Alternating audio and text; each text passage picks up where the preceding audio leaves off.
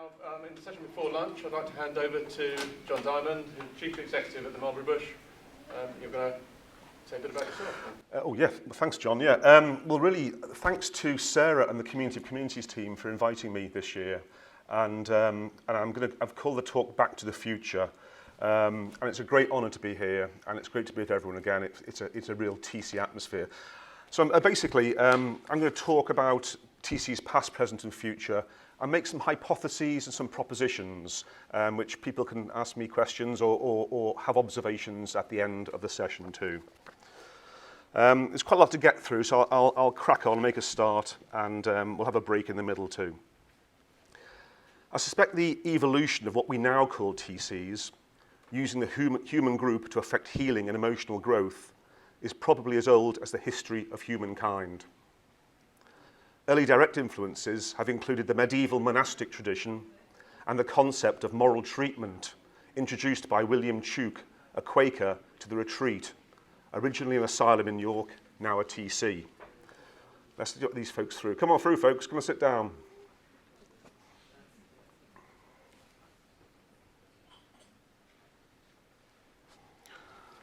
So I'm going to talk about TC's past, present and future.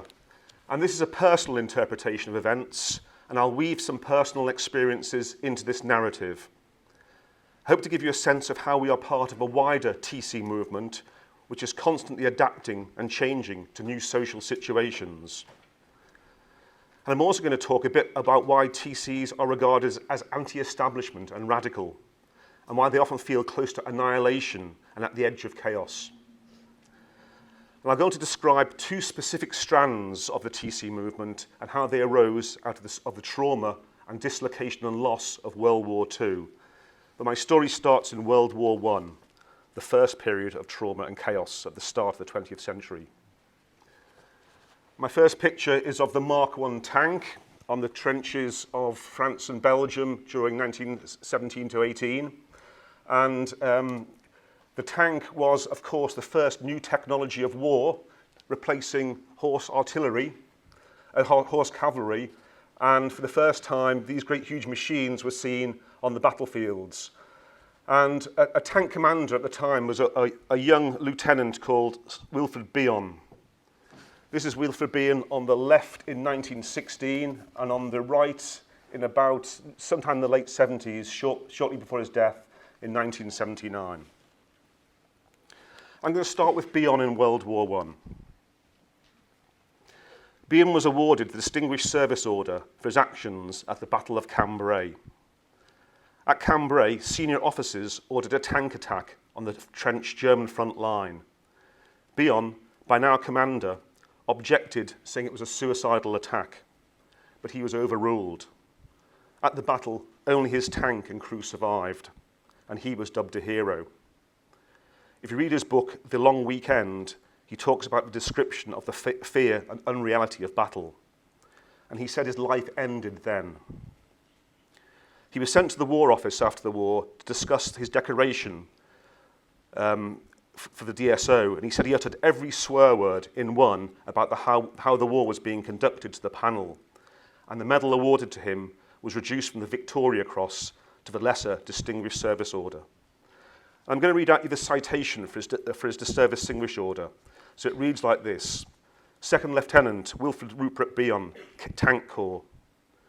For conspicuous gallantry and devotion to duty, when in command of his tank in an attack, he engaged a large number of enemy machine guns in strong positions, thus assisting the infantry to advance.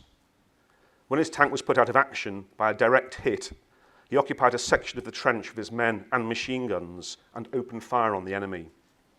He moved about in the open, giving directions to other tanks when they arrived, and at one period fired a Lewis gun with great effect from the top of his tank. He also got a captured enemy machine gun into action against the enemy, and when reinforcements arrived, he took command of a company of infantry whose commander was killed. He showed magnificent courage and initiative in a most difficult situation. And one writer later also commented how Bion captured the term, or the use of his term, thinking under fire, to explain the need for thinking in highly charged situations. and his concept of nameless dread, which I'll mention later, was born of him hearing the screams of fellow tank crew members as they burnt alive while trapped. So Behan was a courageous leader, but also a fierce critic of the uncaring and discompassionate institutional authority of the army establishment. And my first proposition is that built into the organisational DNA of the TC movement, what David Kennard called the TC impulse, are still elements of this opposition to an unthinking establishment and authority. And maybe also TC work attracts those of us with a valency, another Behan term, for challenging established authority. And I think this resurfaced and found expression in 1942. So we're going to move 20 years on now to World War II. Here's an iconic image of the D-Day landings in June 44. These are actually American troops. My next picture is of British troops in action in Italy. And finally, I come to Northfield Military Hospital, which I'm going to talk about now.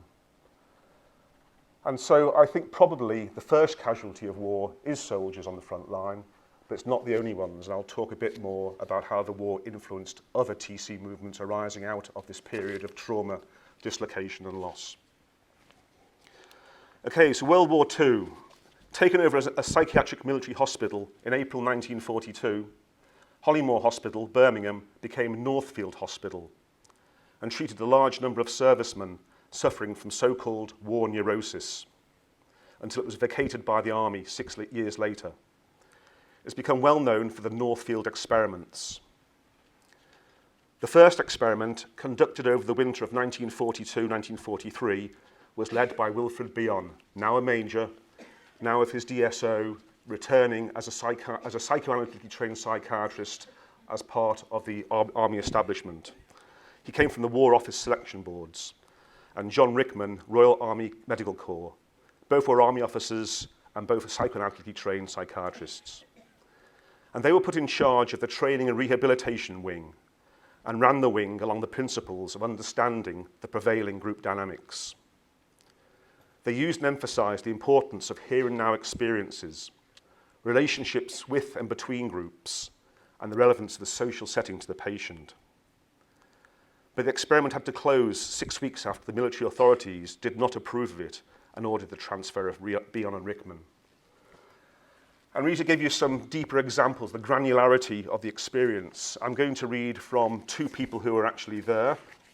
Harold Bridger, who was involved in the second Northfield experiment, and I'll also read some notes from Bion written about the first Northfield experiment. So the first one is Bridger. And he writes, one of the most important achievements of social psychiatry during World War II was the discovery of the therapeutic community. The idea of using all the relationships and activities of a residential psychiatric centre to aid the therapeutic task was first put forward by Wilfred Bion in 1940 in what became known as the Warncliffe Memorandum. It entailed a radical change in staff-patient relationships, which produced a figure-ground reversal in the traditional authoritarian hospital in order to achieve active patient participation in treatment. Power was to be redistributed away from its monopolization by the doctor and shared by other staff and patients in appropriate ways. The therapeutic community created by Bion in the training wing, of which he was in charge, existed only 6 weeks before it was stopped by the Directorate of Army Psychiatry. The scheme had begun to succeed, enabling a number of alienated individuals to re-engage with the soldier's role. The chaos created, however, was intolerable to the wider hospital staff, who clung to the traditional medical model. The brief project became known as the first Northfield experiment. And I'm going to read now from Bion's writing about the first Northfield experiment, okay? But first, while Bion and his colleagues in the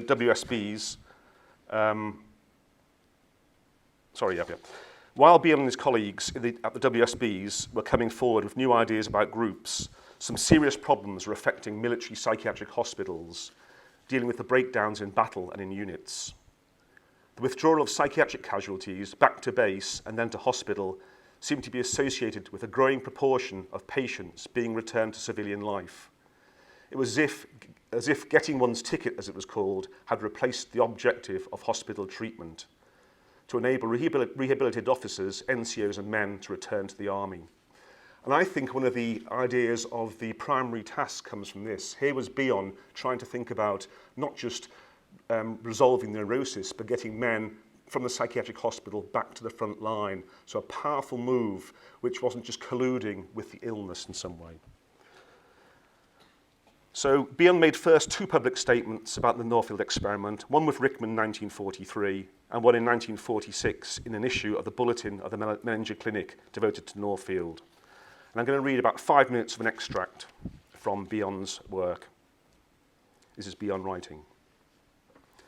An observer with combat experience could not help being struck by the great gulf that yawned between the life by patients, led by patients in a psychiatric hospital. Even when supposed to be ready for discharge and the military life from which their breakdown had released them, time and again, treatment appears to be, in the broadest sense, sedative for doctors and patients alike. Occupational therapy meant keeping the patients occupied, usually on a kindergarten level. Some patients had individual interviews. A few, usually the more spectacular, were dosed with drugs. Sometimes a critic might be forgiven for wondering whether these were intended to enable the doctor to go to sleep. It thus seemed necessary to bring the atmosphere of the psychiatric hospital into closer relationship with the functions it ought to fulfill. Unfortunately for the success of any attempt to do this, psychiatry had already accepted the doubtful analogy of physical maladies and treatments as if they were in fact similar to neurotic disorders. The apparatus of a psychiatric hospital, huge buildings, doctors, nurses, and the rest together provide a magnificent smokescreen into which therapists and patients alike disappear when it becomes evident that someone may want to know what social function is being fulfilled in the economy of a nation at war by this aggregate of individuals. It must of course be remembered that in a psychiatric hospital there are collected all those men with whom ordinary military procedures have failed to cope.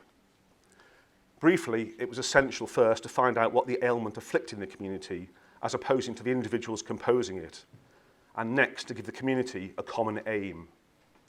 In general, all psychiatric hospitals have the same ailment and the same common aim, to escape from the batterings of neurotic disorder. Unfortunately, the attempt to get this relief is nearly always by futile means, retreat. Without realizing it, doctors and patients alike were running away from the complaint. So here's Beon as a psychiatrist and an officer saying, this is about advance, it's not about retreat, it's not about falling back and getting stuck in the quagmire of neurosis, it's about re-engaging with the role of the army soldier officer and getting back to the front line. And this is quite powerful and radical stuff, and you know, it really is out of the army psychiatric establishment at the time, something really difficult and daring and dangerous is going on here. The first thing then was to teach the community, in this case the training wing, to seek a different method of release. The flight from neurotic disorder had to be stopped, as in a regiment. Morale had to be raised to a point where the real enemy could be faced. The establishment of morale is, of course, hardly a prerequisite of treatment. It is treatment, or a part of it. The first thing was for the officer in charge not to be afraid of making a stand for himself. The next to rally about him those patients who were not too already far gone to be steadied.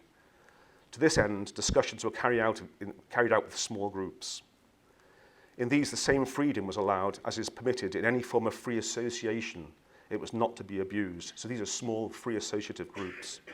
These small groups were similar in organisation and appearance to the leaderless group tests, known as group discussions, which had already been used for a different purpose in the War Office selection boards. As soon as a sufficient number of patients had in this way been persuaded to face their enemy instead of running away from it, a daily meeting of half an hour was arranged for the whole training wing, consisting of between 100 and 200 men. These meetings were ostensibly concerned only with the organisation of the activities of the wing. The wing had been now split up into a series of voluntary groups whose objects varied from learning dancing to studying the regulations of governing army pay. In fact, the problems of organisation, of course, hinged on the problems of personal relationships. Lost tools in the handicraft section, defective cinema apparatus, permission to use the local swing baths, the finding of a football pitch, all these matters came back to the same thing, the manipulation and harmonisation of personal relationships. As a result, almost immediately, these big meetings, as well as the small ones, became a study of the intragroup tension, and this study was established as the main task of the whole group and all smaller groups within it. So the study of their own intragroup tensions became the work each day in, day out. As a result, the group began to think, and a deputation voiced the thought that 80% of the members of the training wing were scrimshankers, work-shy, malingerers, and that the rest and ought to be punished. A month before, the training wing had complained indignantly that inmates of a psychiatric hospital were regarded by the rest of the community as just these things. It was disconcerting, but a revelation of what psychiatry could mean, when the psychiatrists refused to accept this wholesale diagnosis and simple proposal of punishment as the appropriate form of therapy, as a sound solution of a problem which has troubled society since its commencement. The therapeutic occupation had to be hard thinking and not the reaction of moral indignation. Within a month of the start of this métier, those patients began to bear at least a recognisable resemblance to soldiers. Throughout the whole experiment, certain basic principles were observed. In order of their importance, they are set down here, even though it involves repetition. So these are the 6 points that Bion identified as the foundation of the training wing TC. Firstly, the objective of the wing was to study its own internal tensions in a real-life situation with a view to laying bare the influence of neurotic behaviour in producing frustration, waste of energy, and unhappiness in a group. No problem was tackled until its nature and extent had become clear, at least to the greater part of the group. The remedy for any problem thus classified was only applied when the remedy itself had been scrutinised and understood by the group. Study of the problem of intragroup tension never ceased. The day consisted of 24 hours. It was more important that the method should be grasped and its rationale than that some solution of a problem of the wing should be achieved for all time. So reflection rather than action became central to the task. It was not our object to produce an ideal training wing. It was our object to send men out with at least some understanding of the nature of intragroup tensions, and if possible, with some idea of how to set about harmonising them. As in all group activities, the study had to commend itself to the majority of the group as worthwhile, and for this reason had to be a study of a real-life situation. Okay, I'm just going to finish off with some notes by Patrick Murray, who was also part of the Northfield experiment as well. And he writes, within 6 weeks, Bion had succeeded dramatically in getting the large majority of the men in the training wing to re-engage in the soldier's role and to return to military duties. But there was a price. The disorder created on the way so disturbed the rest of the hospital that the experiment was abruptly terminated by War Office order. And Patrick Murray, who was on the psychiatric staff at the time, comments as follows. Bion saw the large meeting of 100, 200 men as the main trunk of the tree, which could explore the tensions of the smaller group activities. Once he could persuade them to meet, which he arranged partly by persuasion through small group meetings of chosen members, and partly by simply issuing an order to parade every day at 12:10 for announcements and other business of the training wing. The result of this radical approach was that it produced a cultural clash with the hospital military authorities.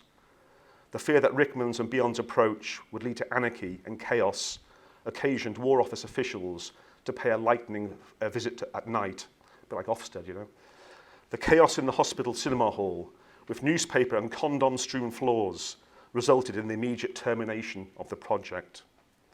And Patrick Demarie writes, I personally helped Rickman and Bion to pack. Clearly Bion was put out by those events. Rickman, on the other hand, merely exclaimed unrepentantly and unperturbedly, saying, "'Pon my soul," in the high-pitched tone he sometimes used in adopted mock surprise. So that's a bit about the Northfield experiment, the first Northfield experiment, and you really see the use of the group facing its own internal tensions is becoming the foundation for TC work from there on. And I think, moving on, big question one, why are TCs regarded as anti-establishment and radical? Well, the first bit is just really about Bion, feeling that the leadership in World War I was cruel, unfair, and his award was reduced to the DSO rather than the Victoria Cross. But really, my first proposition or hypothesis is that TCs are regarded as anti-establishment and radical because we still have this DNA from that time, and because they redistribute power and authority and they turn power and authority on their heads. Power and authority have to be negotiated, and what Bion set about to do was ensure that the men in the training wing had the power as much as the doctor in the white coat. It was a total reversal, upheaval of the traditional notions of power and authority. And my second proposition or hypothesis is the acceptance and tolerance of chaos. This was too much for the Director of Army Psychiatry leadership and led to the closure of Northfield. And I'll talk a bit more later about the importance of accepting and tolerating chaos, which is something you folks will know about. And that was chaos too, wasn't it, on a daily basis. But of course, soldiers aren't the only victims of war. And in the UK at the time, the whole war effort was modifying and changing social roles and the role of the family too. So here we see women mobilised and employed in the munitions factories, whole-scale mobilisation and this mass production of munitions. Here's a very poignant photograph of a father saying goodbye to his daughter. And when I look at that, I often wonder, did he come back? And where's she now? She's probably, likely to be still alive. I wonder whether she ever saw him again. And finally, a picture of children outside their bombed house, clearly upset. And the next section I want to talk about the impact of trauma on children and understand World War II as a time of dislocation and trauma for families, soldiers, and the whole of society, out of which my second strand grew, and I'll talk about that now. Okay. So strand 2, the Mulberry Bush connection. This is a picture of Mrs. Docker Drysdale, the founder of the Mulberry Bush School in Oxfordshire. And she died in 1999, and I'll talk a bit about her work now anyway. Also, during World War II, Mrs. Docker Drysdale, who then lived in the village of Radley in Berkshire, was just embarking on another pioneering mission. And this led to the founding of the Mulberry Bush School in 1948. The National Evacuation Campaign ensured that many children were removed from the major cities during the German Nazi Luftwaffe bombing raids. And here's a quote from Docker Drysdale talking about that time. At that time, there were many mothers and children in difficulties caused by wartime conditions, so that soon, this is in her own family home, we collected several mothers and their children to live with us, in addition to our family. We were visited by representatives of the Ministry of Education. These people were deeply concerned about the provision of treatment for the many disturbed children whose problems had been brought about and brought to light by evacuation.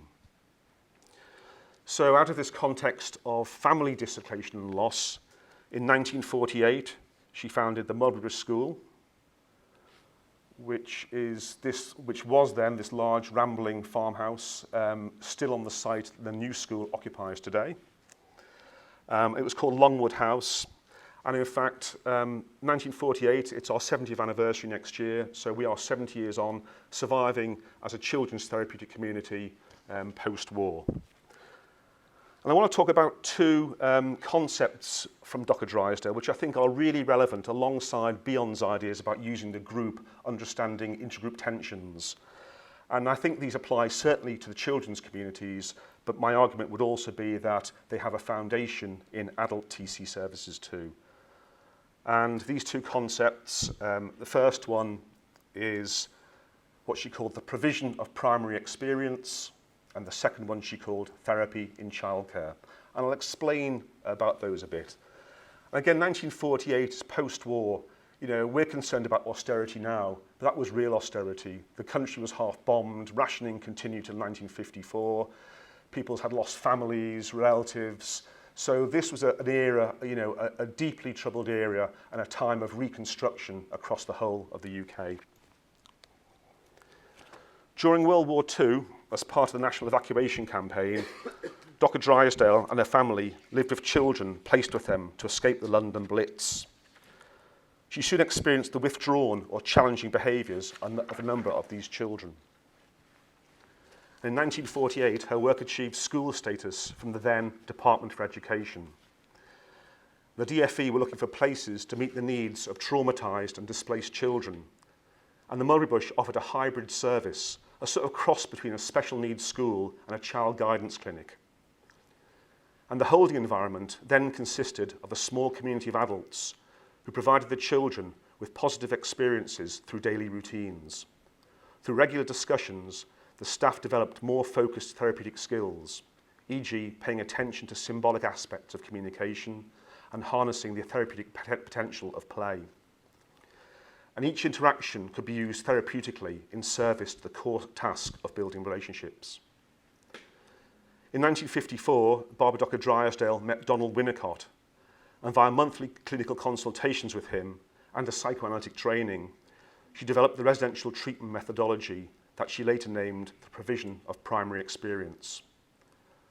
And across the 1950s and 1960s, she conceptualized this work and later published it in her books Therapy in Childcare in 1968 and Consultation in Childcare in 1973.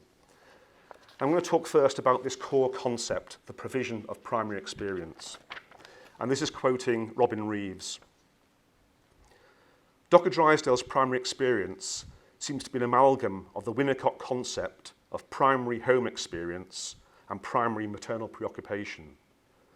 The term encapsulates what Dr. Drysdale came to see as the essential element in therapy for children who had missed out on that early maternal provision. Her view of primary provision could be summed up by saying that it was a matter of the caring adult having to feel and act like a mother with her newborn baby, with the same preoccupation and sense of vulnerability. That's Reeves writing in 2002. And within this concept of the provision of primary experience, Dr. Drysdale defined different syndromes of deprivation, and she formulated treatment approaches to these different forms of trauma and deprivation. And this is Maurice Bridgeland writing in his book in 1971. Dr. Drysdale has done her most important work in seeking to explain the nature and needs of the frozen or psychopathic child. The emotionally deprived child is seen as pre-neurotic, since the child has to exist as an individual before neurotic defences can form. So he's talking about really early trauma in the first months of life. The extent to which there's been a traumatic experience, interruption of the primary experience, decides the form of the disturbance. The child separated at this primitive stage is therefore in a perpetual state of defence against the hostile outer world into which he has been jettisoned and inadequately prepared. And in the early days of the school, as a therapeutic milieu, staff provided close-in experiences of containing and nurturing routines and robust behaviour management. Close dependency on an adult was supported, and in the case of the frozen child, a localised regression to the point of failure was sometimes therapeutically managed.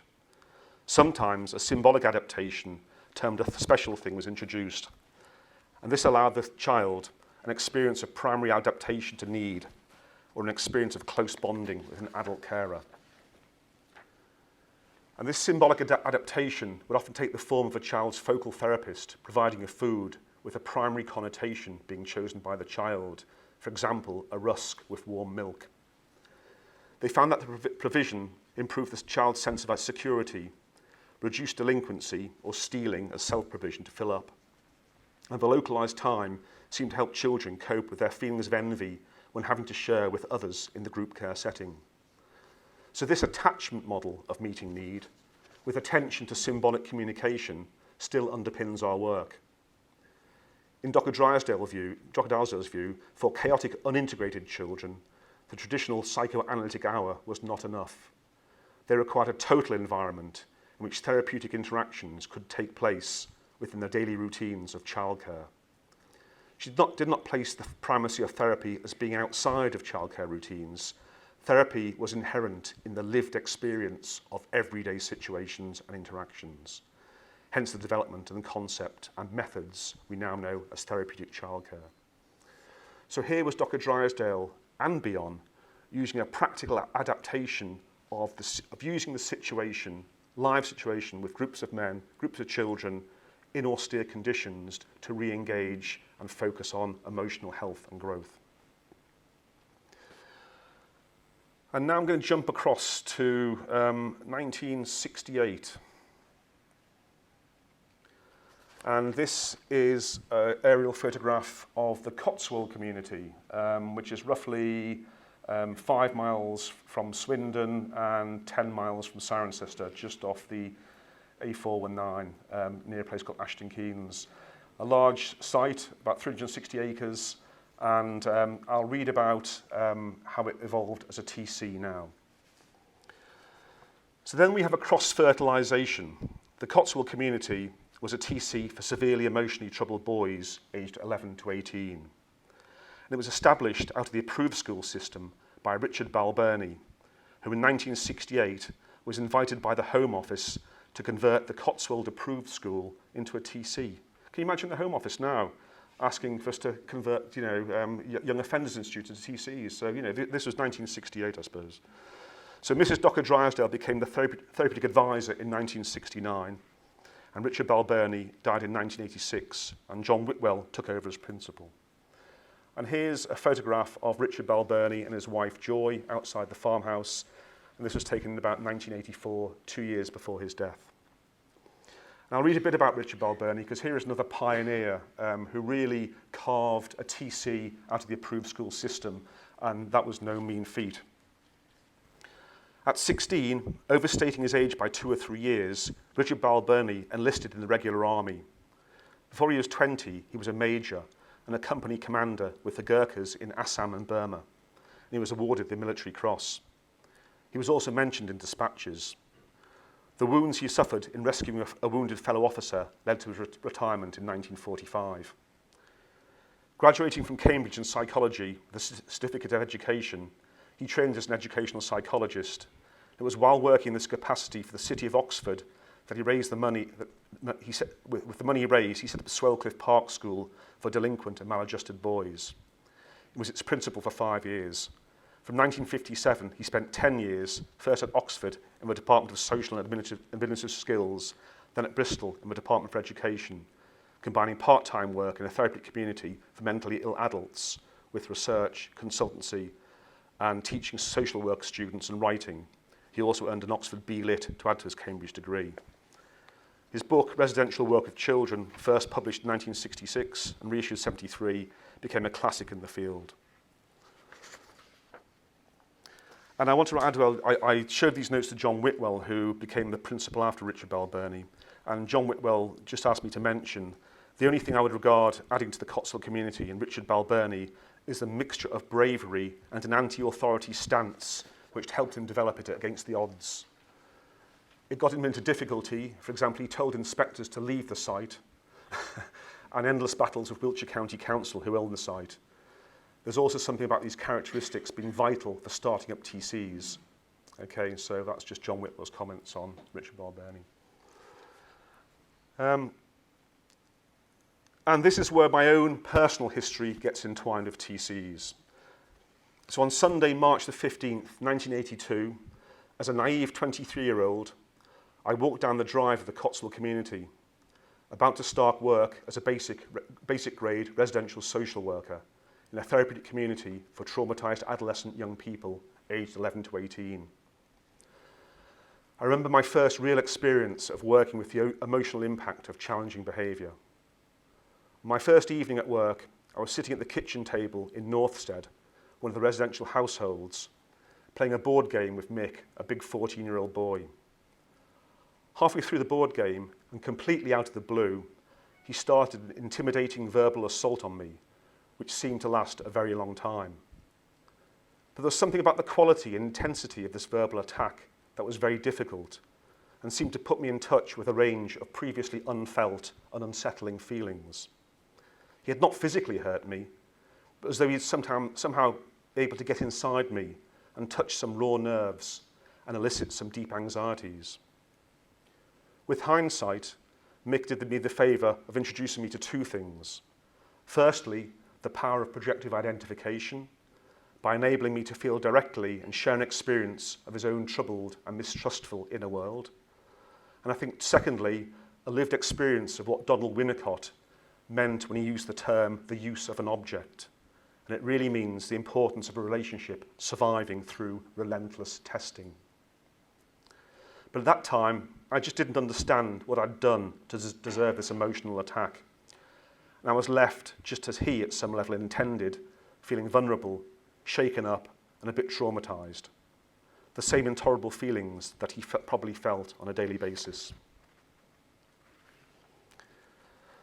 And this is how I learned about projection and projective identification, how people can make me feel, and how painful and intolerable feelings are put into us. And this is leads to big question number 2.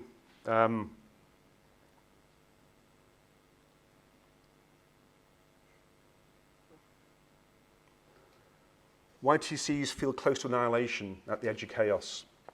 And I would argue it's because we work with early years trauma, neglect and abuse, and often pre-verbal trauma, and trauma begets trauma. And early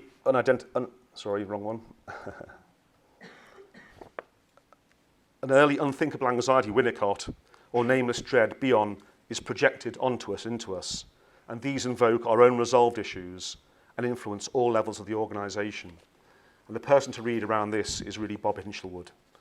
So my second proposition is that TCs often feel close to annihilation at the edge of chaos because we work with trauma and the projection of trauma into us and onto others as well.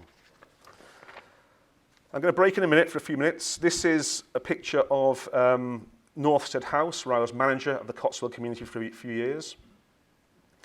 This is a group of young boys we worked with in 1988. This were a group of 15-year-old boys, all terribly, very difficult early life experiences. This is the team sitting around with the boys of a typical evening in the living room, watching a bit of TV, having a drink. And it was one of the most difficult groups I ever worked with, I think. And TC work is really hard. The dynamics and day-to-day pressures and anxieties are the stuff of what we work with.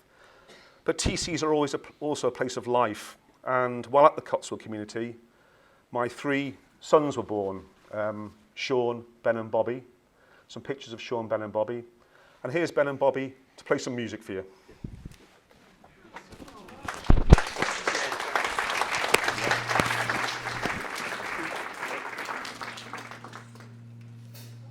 Thanks for having us anyway. I must say it's one of the more bizarre places we've ever done it. We thought we'd come for tea and scones and talk about Freud or something. Yeah, we're in a band based up in Liverpool called the Espadeurs, and we want to thank Dad and John T and the Mulberry Bush School for having us down and inviting us. So, hope you enjoy it. This is called Taken.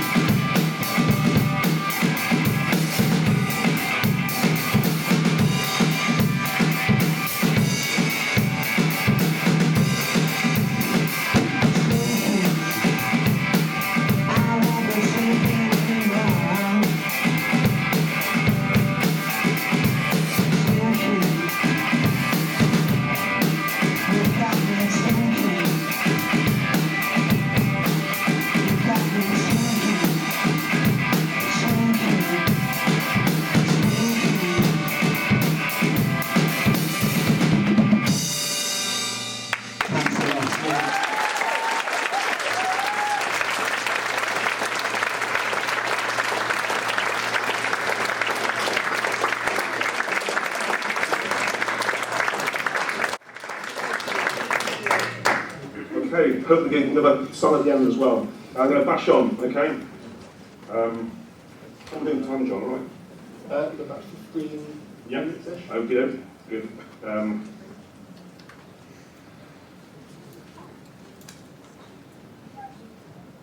Okay, let's move on to the next. Okay, that was a bit about anxiety. So my next bit is about applying TC principles to society. And this is a bit about a concept run by Opus, which is an organisation promoting understanding society, and what they call listening posts. And then I'll give an example of how I think sometimes TCs do reflect the external social dynamics in the world. So there's a close linking between what we do internally and that which happens outside, as we heard in the opening meeting. So I got interested in the idea of how groups reflect the prevailing external societal culture, and the Opus listening post offered a direct experience of this. It was Wilfred Bion, again in 1961, who proposed that society might be an intelligible field of study. This concept has been picked up and developed by Opus, and through their listening post meetings since about 2002, they've started to record and evidence that participants' shared experiences and observations that, as reflective citizens, can make accurate interpretations as to the nature of society, especially the impact of globalisation and the impact it has on social structure. And the aim of the listening post is to enable participants as individual citizens to reflect on their own relatedness to society and try to understand what is happening in society at this moment. And the method of the listening post is for a group of 8 to 15 people to be convened to work associatively in order to experience that the dynamics of the group may be such that even a small group may act as if it's a microcosm of the large group that is society. The themes that emerge through associative dialogue may legitimately be analysed in the societal content. So basically the small group is a microcosm of the social group, and if you listen carefully to what people are speaking about in there, you will find reflected the bigger societal dynamics outside. And here's a true story that illustrates how small TC groups can reflect bigger societal issues. And I've called it the important role of therapeutic communities. Example, father, mother, and the guinea pig children. In June 2001, I was appointed as director of the Mulberry Bush School. And during the half-term holiday in June, I followed the media coverage and national debate about the potential release of Robert Thompson and John Venables, the two young people involved in the murder of James Bulger in 1993. At the time of the murder, both had been aged 10, and the reporting in the papers ranged from thoughtful discussion about the rehabilitation of offenders to sensationalism about revenge killings of the two of them. And issues of care and control were polarised and reflected in the national mood for either punishment or rehabilitation of the two boys. And the media wondered whether such children should be held in secure or open environments, and whether they were mad, bad, or just plain evil. So the question it raised for me was, how can a society own its own murderous feelings? And so with these thoughts and connections having been considered, I returned to work, a little apprehensively, to start in my new role as director. At about 8 AM on Sunday the 17th of June 2001, which happened to be Father's Day, I was phoned at home. A colleague who had been on call overnight told me the following story. Early that morning, two boys from one of the residential households, one aged 9, the other 9.5, had quietly dressed themselves, crept downstairs and forced open a window lock in the living room. They'd then gone across the field to another of the houses. They entered the garden and opened the pen containing 3 guinea pigs, a white mother and her 2 brown babies. They said their original intention was to play with the animals, but when the guinea pigs did not respond, they killed all 3 by smashing their heads against the wall of the children's sandpit and hitting them with sticks. They later said they had joked about hanging the bodies from the washing line, but instead they left the garden with all 3 bodies. They placed the 2 babies alongside the wooden fort in the adventure playground. They separated the mother and put her in a den, their own words, among nettles on the other side of the hedge.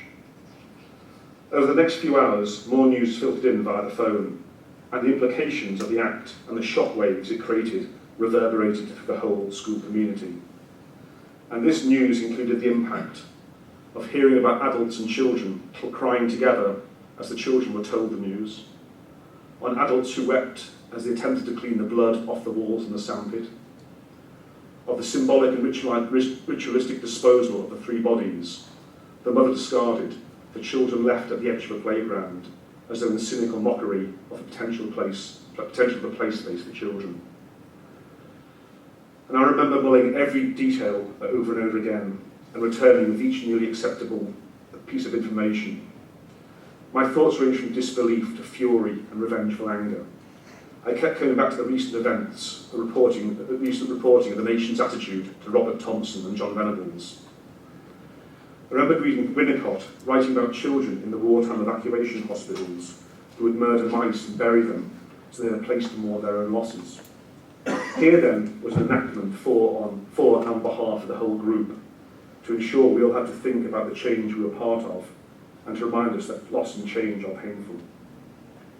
We held a whole school large group meeting to allow children and adults to talk about the impact and their feelings, and were clear that there had to be no revengeful actions or scapegoating of the 2 boys. We decided to use the theme of the 2 boys acting out strong feelings which had gone beyond the usual manifestations of verbal or physical intimidation. In this respect, the meeting allowed for the contained expression of strong feelings. It also allowed everyone to struggle with the tension of owning their own murderous feelings, enacted from the desire to exclude the boys, thereby removing the pain of the action with them. Both boys were able to change and grow significantly over the following years. This incident is a reminder of the importance of therapeutic environments, where destructive feelings can be acted out and the resolution managed in a meaningful and contained way. My strong feelings reminded me of how easy it is to project and blame. Ultimately, we were lucky that there was only animals that were hurt. In another situation, as with James Bulger, the consequences of the murderous pairing could have been far more serious. That's something about, TCs being a microcosm of the wider societal dynamics, and I think the more you think into that, the more you can actually bring about change internally and affect change externally too. Okay, coming to the end, this is a sort of long conclusion. The future. So I've talked about the past, I've talked about the role of TCs in the here and now, the role of community communities. I was actually in the first meeting of the working group of the community communities when it met in 2002. And the vision was for the community communities to hold the authority of TCs in the face of the growing inspectorial audit culture. My colleague John Turberville has worked with Sarah and the team to bring together different networks and advisory groups over the years. And the aim of community communities was to provide a peer review process by and for those who understood TCs and supported by the authority of the Royal College of Psychiatry. The overarching aim was to promote the healthy growth of TCs within this new order of increasingly standardised services. And something about the current landscape and current existential anxieties. Nobody owns the concept of TC. As I hope I've shown, TCs are constantly changing and adapting to their environments. As well as the COC networks covering adult democratic TCs, we have TCs in prisons and children and young people's communities. We now have non-residential day TCs. We also have the enabling environments, which takes TC principles out to society and offers to help embed them in potentially any organisation that is person-centred and works with human relations. And in the here and now, one of the discourses that the community of communities and all of us in the TC world find ourselves engaged with is a sort of mixture of anxiety, guilt and self-criticism, that we somehow would become appropriated and standardised by stealth into marketised mainstream mental health services. I think another anxiety we face is our fear of being misunderstood as never having evolved further than the 1960s, and being criticised as being anti-establishment by those who commission placements in our services. And the issue for me is not that TCs need to be the vanguard of the world revolution, because we're too busy looking with the task of caring for people. But if we are to remain creative, innovative and relevant, we need to continue to embrace the TC spirit. And what is it? I think it's what David Kennard called the therapeutic community impulse. It is the struggle, the culture of inquiry. It's the gritty and painful, minute by minute, hour by hour, day by day struggle of looking at ourselves in relation to others and maintaining our capacity to tolerate real emotional pain. So what do we need into the future? Firstly, we need to know what we're doing and doing it better and well. Carry on with the quality improvement that the Communities has been working on since it started in 2002. We need to show that our work is worth doing and it works. We need to produce more research evidence. Thirdly, we need to offer training that conveys the unique experience of TC relationships, experiential models of learning, such as the Living Learning Experience and the Italian Learning from Action Conference. And we need to continue to spread TC ideas beyond TCs and adapt to the changing environment to take TC principles out there. I think the role of communities has been to try and provide some containment within the ebb and flow of this paradoxical, paranoid schizoid process. In this ebb and flow, when services and CFC have moved closer to a depressive position, or the mainstream, they then risk alienation from the culture of inquiry, the TC impulse, and I think our anxiety has increased. So the question remains, what role does communities have for TCs beyond accreditation, audit, quality improvement, etc.? How do we hold on to the core values, principles of TCs and maintain the culture of inquiry? I think we do this by guarding against our own work being reduced to procedural or manualised forms of relating. If we lose touch with the living learning and the emotional pain of the work, like Dion at Northfield will do, we will retreat and lose the war. In this sense, the price of freedom is still eternal vigilance. Thank you.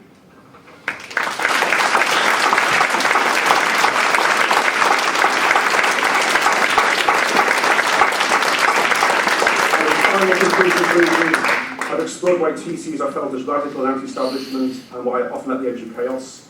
First, because they redistribute power and authority, turning them on their heads. They have to be negotiated. TCs acknowledge and work with trauma. Therefore, we have to accept and tolerate chaos. This was too much for the Director of Army Psychiatry leadership, led to the closure of the Northfield experiment. And I would add society still largely denies the pain of trauma. And why do we need the TC movement and the community of communities? Because we believe in emotional growth through the healing power of group relationships, and now, more than ever, we need to continue to find ways of living harmoniously together. Cheers.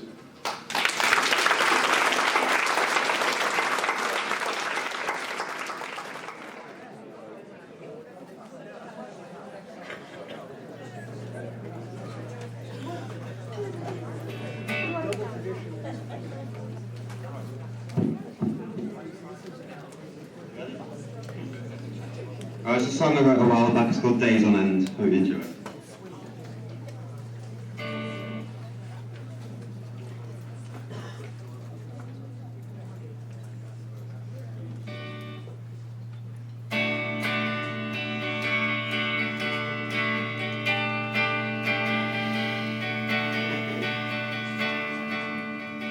Back in my old house again, and I've been sinking, baby, and I've been drinking lately, and I've been drinking for days, I've been drinking for days, I've been drinking for days, I've been drinking for days, and I've been sinking for days, I've been sinking for days.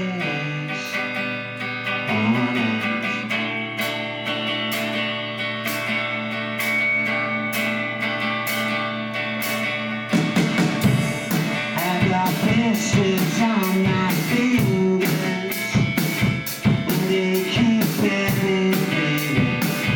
My mind's been turning, baby.